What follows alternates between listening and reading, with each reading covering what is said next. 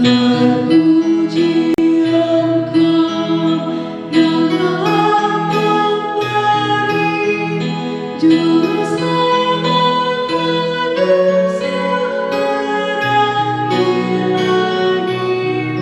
Haleluya, puji Tuhan. Haleluya, amin. Jiwa kami Kau jadikan segala bagi. Berilah Tuhan kasih abadi-Mu, jiwa kami penuhi dengan namamu. Haleluya, puji Tuhan. Haleluya, amin. Jiwa kami Kau jadikan segala abadi.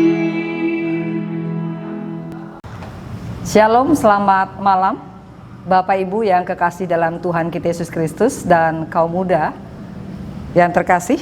Kita akan masuk dalam pelayanan firman pada ibadah Pelkat malam hari ini. Sebelumnya kita satu di dalam doa. Kita berdoa. Tuhan Allah Bapa kami senantiasa bersyukur ketika Engkau masih memelihara kami, menjagai kami dan memampukan kami untuk melakukan berbagai tugas aktivitas yang sudah Engkau anugerahkan dalam hidup dan kehidupan kami. Dan saat ini, ketika Engkau mau menghimpunkan kami untuk mengambil bagian dalam persekutuan dalam ibadah kami pada malam hari ini, biarlah Engkau juga tetap boleh ada bersama dengan kami, untuk kami boleh mendengarkan firman-Mu. Bagi hamba-Mu yang akan menyatakannya, tutup bungkus hamba dengan Roh-Mu yang kudus, layakkanlah hamba, sehingga apapun yang hamba lakukan, apapun yang hamba perkatakan, biarlah semuanya itu hanya untuk hormat dan kemuliaan bagi nama-Mu. Berfirmanlah Allah, karena kami sekalian sedia mendengar. Amin.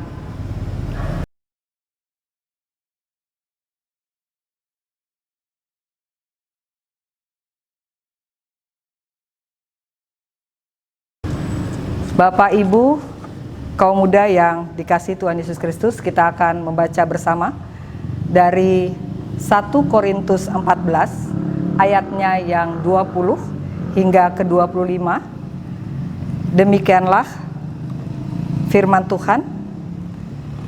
Saudara-saudara, janganlah sama seperti anak-anak dalam pemikiranmu. Jadilah anak-anak dalam kejahatan, tetapi orang dewasa dalam pemikiranmu. Dalam hukum Taurat ada tertulis, oleh orang-orang yang mempunyai bahasa lain dan oleh mulut orang-orang asing, aku akan berbicara tentang bangsa ini. Namun demikian, mereka tidak akan mendengarkan aku, firman Tuhan. Karena itu, karunia bahasa roh adalah tanda, bukan untuk orang yang beriman, tetapi untuk orang yang tidak beriman. Sedangkan karunia untuk bernubuat adalah tanda, bukan untuk orang yang tidak beriman, tetapi untuk orang yang beriman. Jadi, kalau seluruh jemaat berkumpul bersama-sama dan tiap-tiap orang berkata-kata dalam bahasa roh, lalu masuklah orang-orang luar atau orang-orang yang tidak beriman, tidakkah akan mereka katakan bahwa kamu gila? Tetapi kalau semua bernubuat lalu masuk orang yang tidak beriman atau orang baru, ia akan diyakinkan oleh semua dan diselidiki oleh semua. Segala rahasia yang terkandung di dalam hatinya akan menjadi nyata, sehingga ia akan sujud menyembah Allah dan mengaku, sungguh Allah ada di tengah-tengah kamu. Demikianlah bacaan Alkitab. Berbahagialah semua orang yang mendengar firman Tuhan dan melakukannya. Terpujilah Tuhan. Haleluya.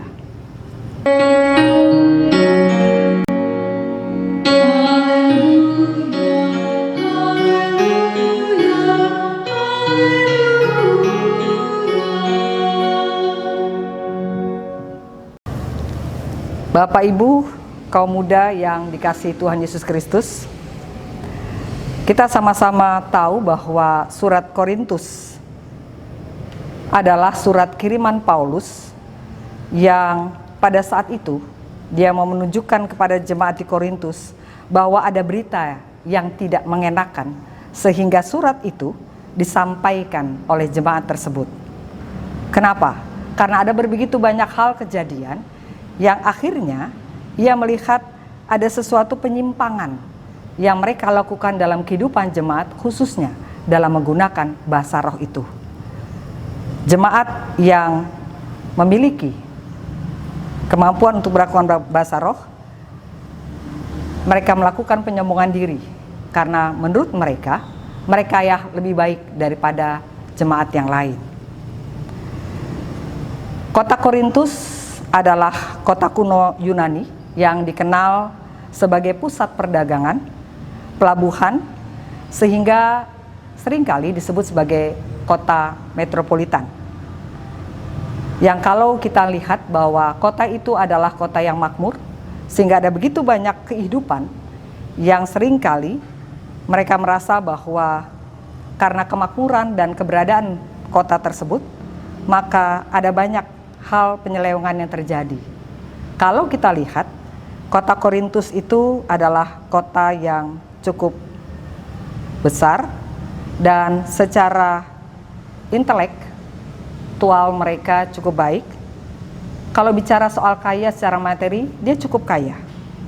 Dan secara moral, yang akhirnya kita boleh melihat, dia tidak memiliki moral yang baik, atau kita sebut sebagai moral yang bejat. Sehingga ada berbagai macam dosa yang merajalela di dalam kota itu dan sangat dikenal dengan perbuatan cabul dan hawa nafsu. Ketika Paulus melakukan pengabaran Injil di kota Korintus, adalah satu awal yang dilakukan bersama dengan Priscilla dan Aquila. Kita bisa sama-sama membaca dari Kisah Para Rasul 18 ayat 1 hingga 18. Ia melakukan kesehariannya sebagai tukang tenda. Tapi dalam perjalanannya, dia boleh melihat bagaimana sebenarnya di kota Korintus itu adalah kota yang tidak kekurangan dalam suatu karunia pun. Atas keadaan inilah jemaat Korintus menjadi sangat gembira, bahkan cenderung memiliki sikap yang membuat jemaat Korintus itu menjadi congkak, puas diri, sehingga keadaan jemaat menjadi kacau. Jemaat Korintus mengalami satu bentuk luapan kegembiraan yang kita sebut sebagai ekstase. Tetapi luapan itu bukan ditujukan kepada Tuhan, tetapi justru luapan itu ditujukan kepada dewa-dewi yang saat itu mereka sembah. Mereka percaya bahwa ketika dewa-dewa itu menguasai diri mereka, dan mereka akan mengalami suatu keadaan yang tidak sadar, dan mulai mengucapkan bahasa yang tidak dapat dimengerti. Bapak Ibu, kaum muda yang dikasihi Tuhan Yesus Kristus, karunia-karunia roh terdiri dari dua jenis. Yang pertama adalah karunia yang Allah berikan demi kepentingan jemaat secara menyeluruh, dan yang kedua adalah sejumlah kemampuan khusus dan orang-orang tertentu untuk melakukan tugas atau kebutuhan khusus dalam kehidupan jemaat. Sehingga boleh dikatakan dua karunia roh itulah yang pada akhirnya menjadi satu tanda yang diberikan kepada Tuhan kepada orang-orang percaya. Bapak Ibu yang kekasih dalam Tuhan kita Yesus Kristus dan kaum muda, kita bisa melihat bahwa dalam perikop kita, khususnya di 1 Korintus 14, ini mau menegaskan adalah bagaimana nubuatan karunia itu dan juga bahasa roh. Dan hal ini kita bisa melihat dari ayat-ayat sebelumnya, ketika kita boleh membaca bahwa ada beberapa hal yang perlu kita lihat di sana. Yang pertama, ketika kita mau melakukan berbagai karunia, maka ada upaya yang harus dilakukan oleh jemaat itu, yaitu adalah mengejar kasih, ya, guna mewujudkan satu hubungan yang intens dengan Allah, guna memperoleh karunia roh itu. Dan di mana karunia roh itu menyatakan hal-hal yang rahasia, yang sifatnya itu adalah membangun, menasehati, dan menghibur. Yang berikutnya kita bisa melihat bahwa berkata dengan bahasa roh diperuntukkan untuk diri sendiri dan membangun jemaat. Tetapi Paulus lebih menekankan berharga bernubuat daripada berbahasa roh. Yang harus dilakukan adalah penyataan Allah oleh pengetahuan atau nubuatan atau pengajaran. Akan yang terjadi itu adalah sia-sia. Bila kita tidak melakukan seperti yang Allah kehendaki dengan kata-kata yang jelas, maka kata-kata yang kita sampaikan adalah sesuatu yang sia-sia. Dan sebelumnya kita bisa melihat bahwa untuk berupaya memperoleh karunia itu, terlebih dahulu kita hendaknya berusaha untuk selalu membangun dalam persekutuan jemaat. Tetapi bukan hanya karena bicara dengan karunia roh, bahasa roh saja, tapi harus berdoa supaya kepadanya diberikan karunia untuk menafsirkan. Dengan kata lain, bicara dengan bahasa roh bukan sekedar membahasakan itu, tetapi juga harus melakukan dan menafsirkan apa maksud dari penyampaian nubuatan dari bahasa roh itu.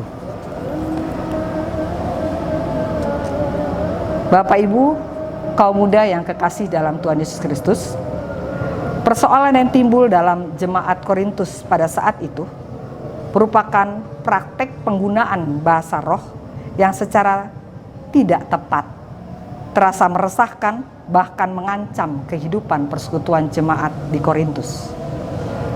Mereka yang dapat berbahasa roh menjadi sangat percaya diri dan menempatkan diri mereka lebih tinggi daripada yang lain. Bapak Ibu, kaum muda yang kekasih dalam Tuhan kita Yesus Kristus, perikop kita malam hari ini lebih menekankan pada tema dewasa dalam persekutuan umat untuk membangun. Seperti apa dan bagaimana yang dapat diwujudkan dalam penatalan kita dalam jemaat GPIB Zebulon ini? Bila kita melihat dan menyimak di ayat yang ke-20, ada kalimat anak-anak dalam pikiran adalah orang yang suka secara egoisentris dan lebih mementingkan hal-hal yang bersifat menyenangkan diri sendiri daripada sesuatu yang menjadi kebutuhan dalam kehidupan bersama. Jadi, kalau kita lihat juga ada kalimat anak-anak dalam kejahatan lebih menyoroti tentang innocent, anak-anak kecil, seakan-akan sudah mengetahui tetapi mereka masih tetap melakukannya. Nah, hal dari ayat inilah jelas memperlihatkan bagaimana sikap membanggakan diri dan memamerkan karunia bahasa roh itu yang mereka gunakan pada saat beribadah. Paulus menganggap bahwa sikap tersebut adalah sikap yang kekanak-kanakan, yang sangat mungkin lahir dari pemikiran kekanak-kanakan. Karena itu, Paulus menasihati jemaat Korintus agar mereka meninggalkan pemikiran yang kekanak-kanakan dan mulai memiliki pola pikir orang dewasa, yaitu memiliki cara pikir dan cara pandang seperti Kristus, yang dikuasai dan diperbaharui oleh Roh Kudus melalui pertobatan dan iman.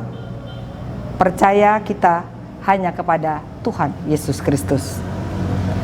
Bila kita melihat dari ayat yang ke-21, ini Paulus mau melakukan atau menyatakan sesuatu aplikasi yang bebas dalam satu situasi jemaat di Korintus pada saat itu. Ada 3 hal yang bisa kita lihat di sini. Yang pertama adalah penggunaan bahasa roh yang tanpa disertai dengan penafsiran. Yang secara tidak langsung ini mau menempatkan sebagai orang Kristen yang pada saat itu dalam situasi bangsa Israel dihukum oleh Tuhan. Yang kedua, Paulus mau menunjukkan bahwa jemaat yang suka memamerkan bahasa roh dalam ibadah sama seperti bangsa Israel yang sok dewasa dan berhikmat serta tidak mau mendengar perkataan dan peringatan yang Tuhan berikan pada saat mereka berada pada pembuangan di Mesir. Dan yang ketiga, memakai bahasa roh adalah tanda penghukuman, bukan suatu berkat. Sama seperti ketika bangsa Israel waktu mendengar bahasa-bahasa asing ketika mereka sedang berada di pembuangan, sama halnya adalah tindakan bahasa roh yang dilakukan secara sembarangan tanpa menafsirkan, sehingga orang yang tidak mengerti bahasa roh tidak bisa ditegur dan melalui bahasa roh tersebut. Dan ayat-ayat selanjutnya kita bisa melihat bagaimana Paulus mau mengingatkan agar jemaat waspada terhadap dampak yang ditimbulkan dari pemanfaatan bahasa roh yang secara tidak bertanggung jawab. Karena Paulus tetap berpendapat bahwa dalam pertemuan-pertemuan jemaat hendaknya firman Tuhan atau nubuatan Tuhan dijadikan prioritas pada saat dilakukan secara jelas, sehingga semua orang yang dibangun, dihibur dan dinasehati untuk hidup lebih benar. Kita bisa lihat dari ayat yang ke-25. Bapak Ibu, kaum muda yang kekasih dalam Tuhan Yesus Kristus, kalau kita baca dari Roma 12 ayat 6 hingga yang ke-8, di mana ada berbagai karunia rohani yang diberikan Tuhan kepada setiap orang percaya. Ada karunia untuk bernubuat, ada karunia untuk melayani, ada karunia untuk mengajar, ada karunia untuk menasehati, ada karunia untuk membagi sesuatu, tetapi harus dilakukan dengan hati yang ikhlas. Ada karunia untuk memberi pimpinan, tapi hendak dilakukan secara rajin. Dan juga ada karunia untuk menunjukkan kemurahan, tetapi harus dilakukan dengan sukacita. Karunia-karunia ini harus dikembangkan dan dikobarkan. Selalu ada di dalam kasih. Tanpa kasih, semuanya itu akan sia-sia. Hal ini menjadi bagian perenungan kita bersama, Bapak, Ibu, dan kaum muda, patut merenungkan apa yang menjadi bagian dalam persekutuan yang ada dalam Pelkat kita masing-masing. Apakah kata-kata yang selama ini kita lakukan dan kita sampaikan dalam pelayanan kita di Pelkat kita masing-masing sudah membangun, menguatkan, atau meneguhkan, atau mungkin sebaliknya,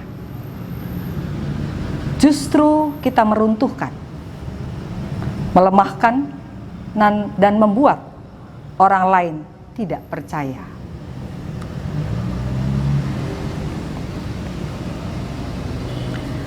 Bapak, Ibu, kaum muda yang dikasihi Tuhan Yesus Kristus, tema yang boleh menjadi bagian perenungan kita malam hari ini, ada beberapa hal yang bisa mengajarkan kita untuk bersekutu dan membangun, atau persekutuan jemaat yang membangun. Di sini kita bisa mengambil 4 hal. Yang pertama, berpola hidup seperti orang dewasa dan bukan seperti anak-anak. Kita jangan melakukan segala sesuatu yang akhirnya menjadi riaan diri atau sesuatu yang membanggakan diri kita. Jangan menganggap diri kita lebih baik daripada orang lain. Yang kedua, karunia apapun yang Allah sediakan bagi kita, lakukanlah secara bertanggung jawab. Hanya untuk membangun, menasehati, dan menghibur untuk kepentingan kehidupan jemaat. Yang menjadi pertanyaan, bagaimana dengan kita? Bagaimana dengan Pelkat GP? Apakah dengan semangat gerakan pemuda kita sudah menyatakan diri kita atas karunia yang Tuhan berikan dengan baik? Atau mungkin di Pelkat PKP, apakah peran-peran ibu-ibu, para kaum perempuan sudah melakukan perannya dalam melakukan pengayoman terhadap Pelkat yang lain? Atau mungkin untuk Pelkat PKB, apakah kehidupan kaum bapa boleh menjadi imam dan contoh dalam persekutuan, dalam rumah tangga, dan juga jemaat? Dan bagaimana dengan kaum lanjut usia? Apakah oma opa, opung, eyang sudah melakukan berbagai contoh keteladanan yang bisa dipakai oleh anak dan cucu mereka?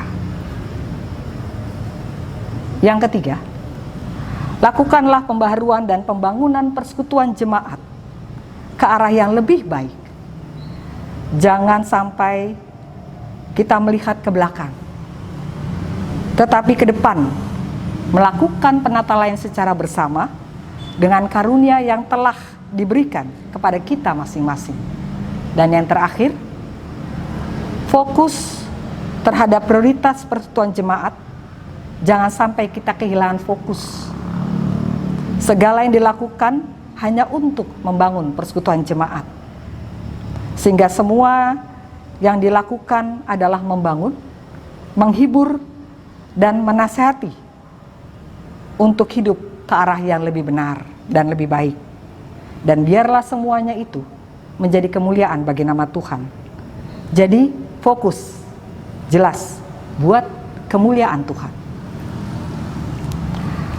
Layanilah seorang akan yang lain sesuai dengan karunia yang telah diperoleh setiap orang sebagai pengurus yang baik dari kasih karunia Allah. 1 Petrus 4 ayat yang ke-10 hingga ke-11.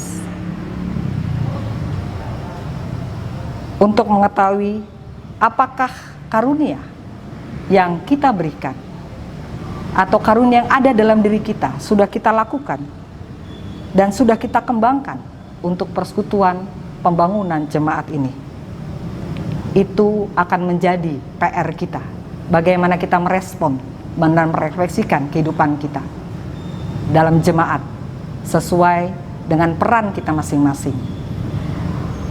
Di akhir daripada perenungan kita ada satu cerita tentang belalang.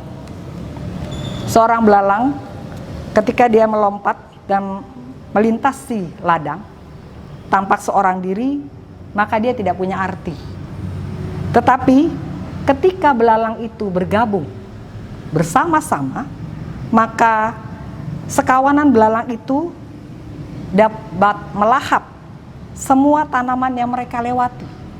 Dengan kata lain, dari contoh atau ilustrasi itu, bahwa itulah peran yang harus kita lakukan. Lakukanlah secara bersama, agar segala sesuatu yang dilakukan dalam pembangunan jemaat itu memulai, agar semua yang kita lakukan menjadi kemuliaan bagi nama Tuhan. Marilah kita bersukacita dan ikut serta dalam pembangunan kekuatan dan persekutuan dalam jemaat tubuh Kristus. Gereja yang efektif akan mengikuti keteladanan yang ditujukan, sama seperti belalang tadi, bersama untuk membangun. Ya, ini kerjasama dan kesatuan kita dalam Roh Kudus. Dengan bekerja sama kita dapat melakukan banyak hal daripada kita melakukan sebagai seorang diri. Sambil mengingat bahwa marilah kita saling memperhatikan supaya kita saling mendorong di dalam kasih. Tuhan Yesus memberkati kita.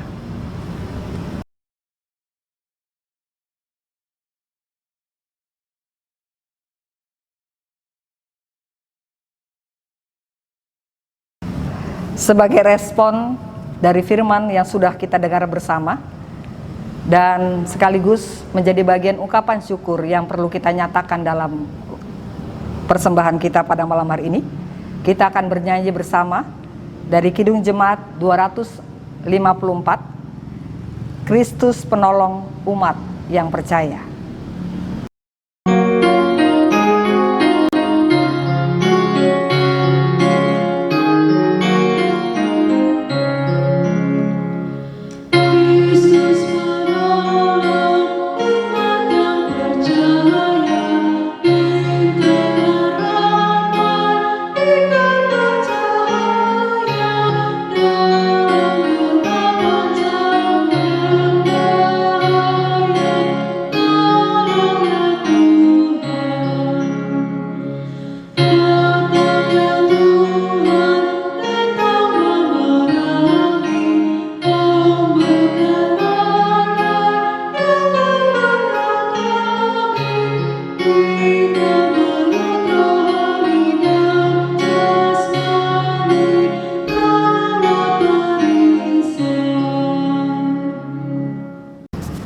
Kita akan berdoa bersama dalam doa syafaat dan kita akan mengakhirinya dengan doksologi.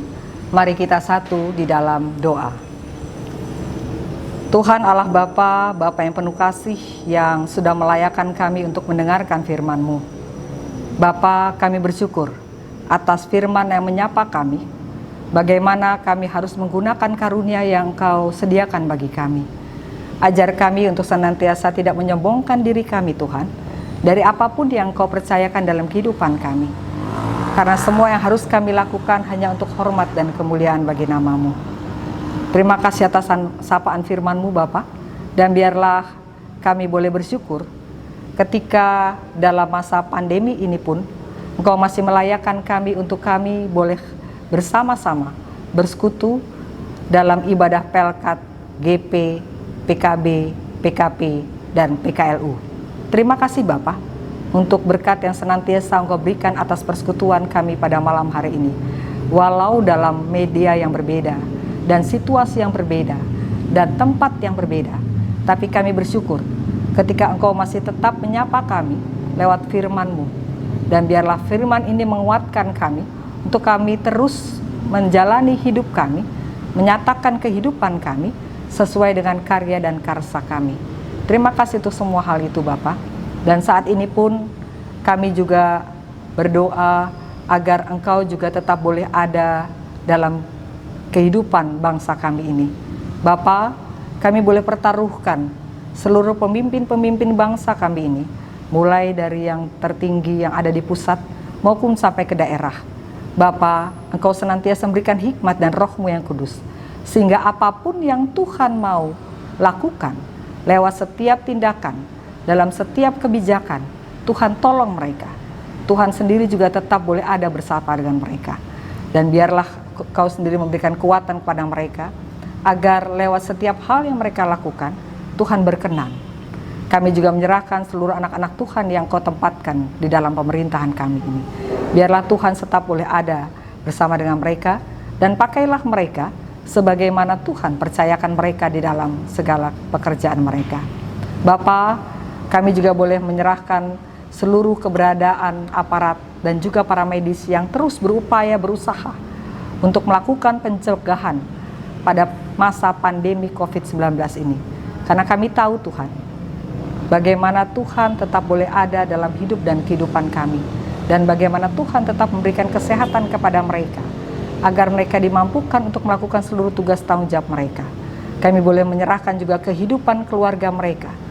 Berikanlah mereka senantiasa kekuatan untuk selalu menopang keluarga mereka dalam menjalankan seluruh tugas, tanggung jawab dan panggilan mereka, sesuai dengan fungsi mereka, sesuai dengan anugerah karunia yang Kau berikan dalam kehidupan mereka.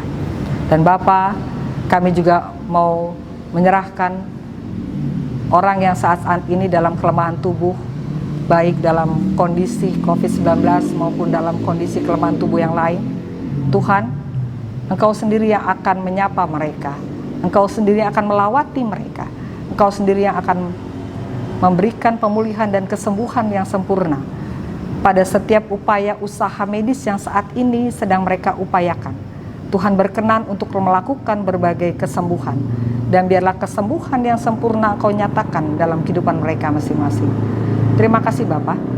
Kami juga boleh mendoakan persekutuan kami pada malam hari ini.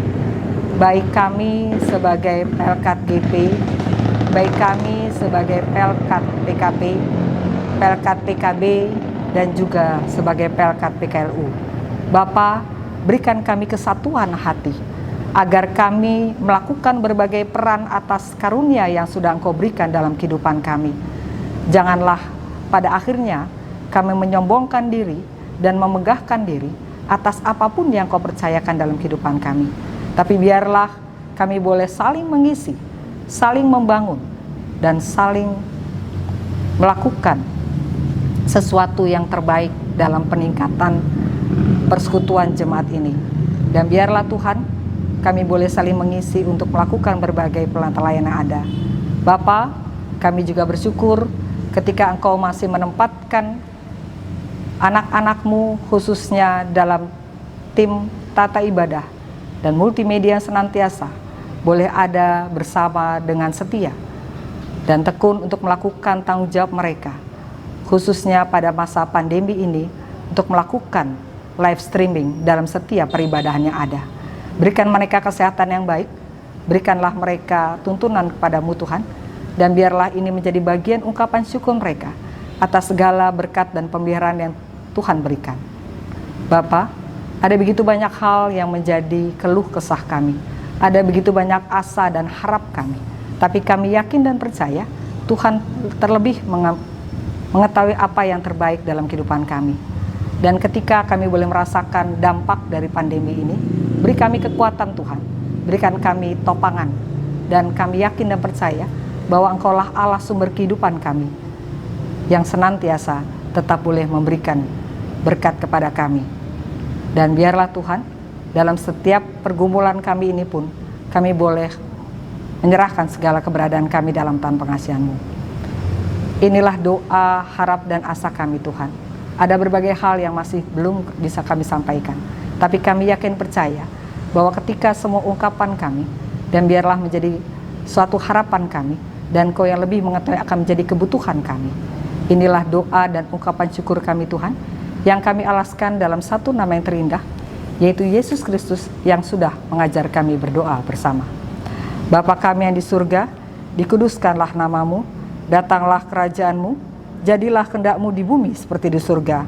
Berikanlah kami pada hari ini makanan kami yang secukupnya, dan ampunilah kami akan segala kesalahan kami, seperti kami juga mengampuni orang yang bersalah kepada kami.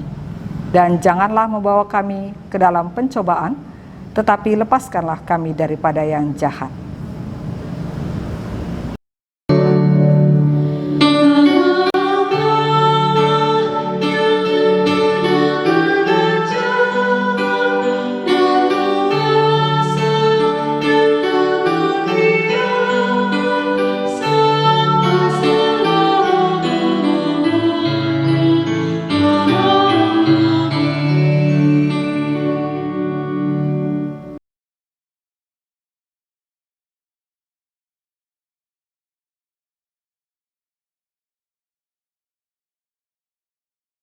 Kita akan kembali dalam kehidupan kita, dalam berbagai hal yang Tuhan izinkan untuk kita lakukan terus.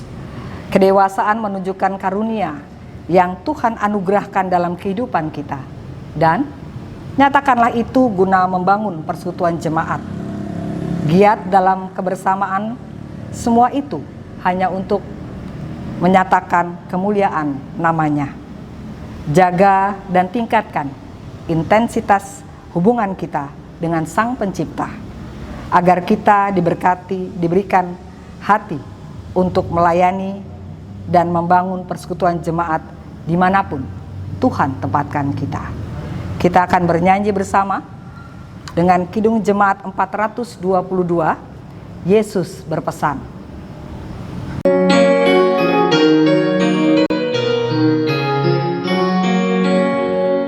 Yesus berpesan, kamu harus jadi lingkaran, tangan masing-masing bisa kita buat, dalam dunia ini bersinarlah. Yesus berpesan, bersinarlah, lilin kulihat malam dan siang, tangan masing-masing bisa kita buat, untuk hormat Tuhan bersinarlah. Kita akan mengakhiri ibadah kita malam hari ini, dan terimalah berkat Tuhan. Tuhan memberkati engkau dan melindungi engkau. Tuhan menyinari engkau dengan wajah-Nya dan memberi engkau kasih karunia. Tuhan menghadapkan wajah-Nya kepadamu dan memberi engkau damai sejahtera.